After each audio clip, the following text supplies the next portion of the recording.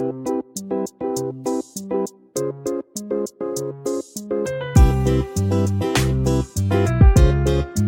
Kitchen मध्ये नमस्ते. मी बनवते मटकीची भाजी. तर इथे मटकीला ना छान असं मोर आलेले आहेत.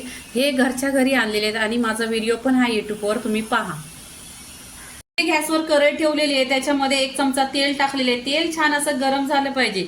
तेल गरम झालं ना का इथे मी लसूण अशी आहे ना छान अशी टेचून घेतलेली आहे. टेचून लसूण घेतली ना खूप टेस्ट छान येतो. इथे आहे ना कढीपत्ता, फ्रेश कढीपत्ता टाकायचा. इथे आहे ना लसूण छान असा गोल्डन कलर झालेला आहे. आता इथे काय करायचं, कांदा घ्यायचं. कांदा मी इथे 4 चिरून घेतलेले आहे. कांदा जास्त घ्यायचा आणि या भाजीला कोणताही वाटण वगैरे काही नाही. 10 मिनिटात भाजी होते आणि डब्यासाठी आहे भाजी.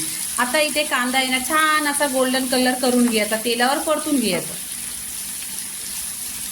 कांदा आहे ना छान असा गोल्डन झालेला आहे. आता इथे टोमॅटो टाकायचं. 2 टोमॅटो कट करून घेतलेले आहेत. इथे चवीनुसार नमक टाकायचा. नमक टाकल्यावर एकदम सॉफ्ट होतो टोमॅटो.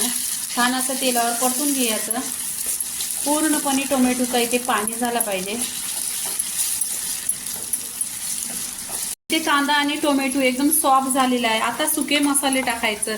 हल्दी पावडर अर्धी चमचा, धना पावडर अर्धी चमचा, बडीशेप पावडर अर्धी चमचा आणि इथे आहे ना घाटी मसाला 2 चमचा. ह्या घाटी मसाल्याने टेस्ट खूप छान येतो. आता आहे ना इथे तेलावर परतून घ्यायचं पूर्णपणे मसाल्याला तेल सुटेपर्यंत. इथे छान असं मसाल्याला परतून घेतलेले आहे तेलावर. आता इथे मी पाणी आहे ना कोमट करून घेतलेलं आहे. नेहमीच कोमट करून पाणी घ्यायचं भाजीला, म्हणजे भाजी लवकर होते, खूप लवकर होते. आता इथे पाणी टाकायचं आणि इथे सुकी भाजी बनवायची आहे.